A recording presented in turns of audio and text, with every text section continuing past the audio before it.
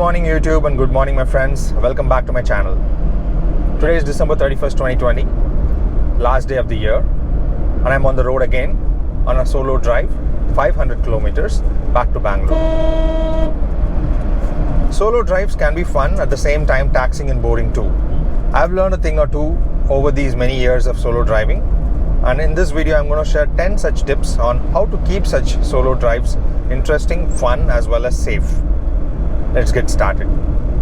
The first couple of tips are mostly things that one needs to take care of even before the journey begins.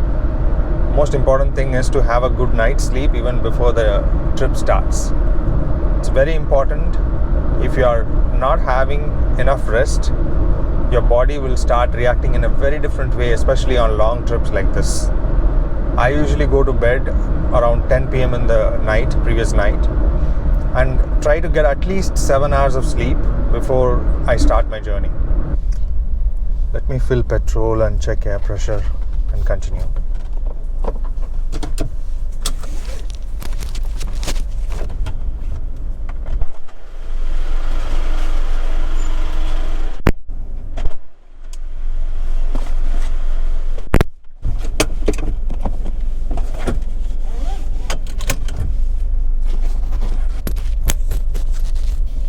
Fuel done.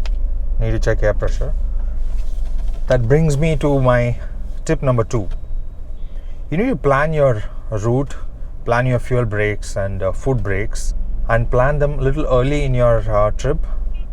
Especially when you're taking this route for the first time, it's always good to check the route if there are tolls on the way, so accordingly you can plan your budget. Nowadays everything is digital. However, if you really want to keep some cash handy, knowing the number of tolls and the payment for it, where you want to fuel up, all these things would help you budget your trip better. Tip number 3, start early. Especially in trips like this where you have to sit and drive for like 7 hours, 8 hours. Start around 6 a.m. if not earlier than that. You can beat morning traffic, especially if you are starting on a weekday. By the time the majority of the crowd comes out between 8 to 10 a.m., you would have covered major distance and you would be on the highway already.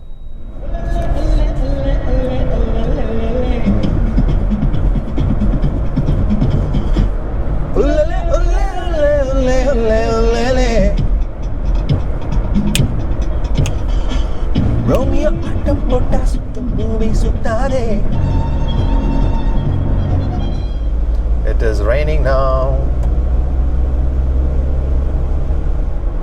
Tip number 4. Play some live and peppy music on. Try to move around, dance a little, sing along. Anything that is calming and soothing will act as a lullaby for me to just doze off while I'm on the wheel. That's a disaster, right?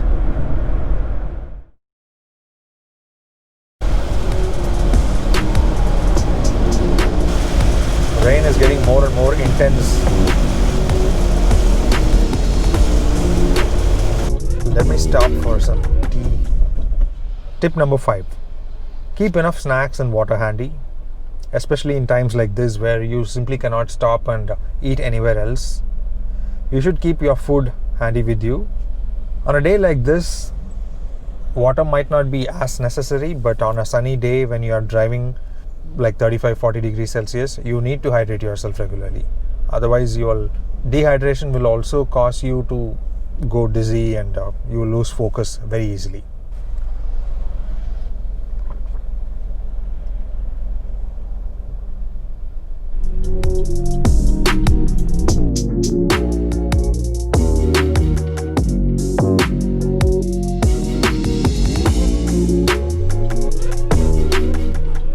I just finished my breakfast and my tea.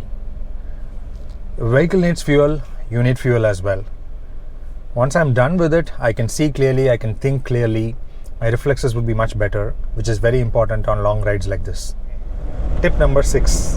Whenever you stop your vehicle, call your friends or loved ones, tell them where you are, use WhatsApp location facility to send them regular location updates every half an hour maybe.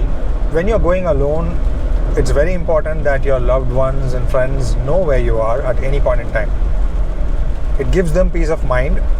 It gives you also a kind of relaxation that people know where you are. In unfortunate situations where you get lost, these things that you do always come in handy. Started at 7 a.m. now it's 12 noon. I have been driving for the past 5 hours now. It's always good to stop. Once you have crossed the 3 or 4 hour limit, it's good to stop after every 70 odd kilometers.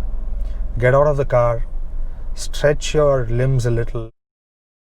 What happens is, if you are doing this for a very long time, over multiple years, your thighs, lower thighs, start having blood clots, and it might even lead to some major medical consequences. Medically advisable to stop your car if your profession itself is a driver profession, truck driver or a bus driver. You need to take those breaks. Whenever you get those breaks, get down, stretch it, massage your lower thighs so that the blood is circulated properly, and then you continue your journey. Tip number 8: invite your close friend or your partner just to tag along, if not for the entire trip, at least for half the trip or for a few hours in the trip. It really helps. You will see the difference when you have a companion with you. It happened with me once. That person was not a friend, that person was not a partner. I was on the same road a couple of years ago, heading to my hometown. In one of the toll gates, a traffic cop, he flagged me and asked me for a lift. I gave him the lift, and he started talking to me, and he started asking me a lot of questions like where am I from, where am I going, why am I going alone, do I do these kind of solo drives often, and all that. And he started opening up. He started telling me his life story, and he has 2 teenage sons, and slowly his fatherly instinct kicked in, and he started advising me how to be careful and how to be aware when I am on the road alone. He started telling me that I should listen to good songs, keep me occupied. So it was a very interesting conversation. It was the first time for me also giving a completely random stranger a lift for such a long distance. So we were talking and we didn't realize, and his stop came, and by then we had covered almost 100 kilometers. I didn't even realize that I had covered 100 kilometers. So that's the difference that I'm talking about. If you have a good companion to talk to while you're driving, of course you have to be cautious about the road as well, but if you have somebody to talk to and share your thoughts, it makes that trip that much more easier and comfortable. Tip 9: be respectful of bigger vehicles. These cases, as you can see, trucks and buses, because these drivers have such tremendous skills to maneuver such huge vehicles, and they are very heavy. And especially in this case where they are driving uphill, and if you end up cutting them and they have to come to a standstill, pushing the vehicle back to its momentum, it takes a lot of skill and energy to get back to where they were. So be mindful, be respectful, give them their space. At the same time, be very cautious about motorcycles. It's so easy to miss them when they are on the shoulder of the road. Be careful. When I am a motorcyclist, I feel the same way about bigger vehicles like cars. Like, I would always expect them to be a little more mindful and respectful of motorcyclists. So when you are on the other side, when I am on the other side where I am driving a car, I have to actually return the favor, right?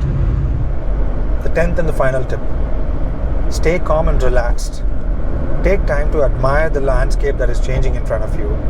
Stop your vehicle, click some nice pictures. Always remember that you are on a road trip to have fun. Don't ever get triggered by other motorcyclists. All it takes is 1 second of madness and ego to ruin the entire trip. Let the new year 2021 be a blessed year for all of us travelers. If you're new to this channel, thanks for coming. Please consider subscribing. There are a lot of good videos to come. Like this video if you found this useful. Share it with your other travel buddies. Stay blessed, stay healthy. See you all in the next video. Bye-bye.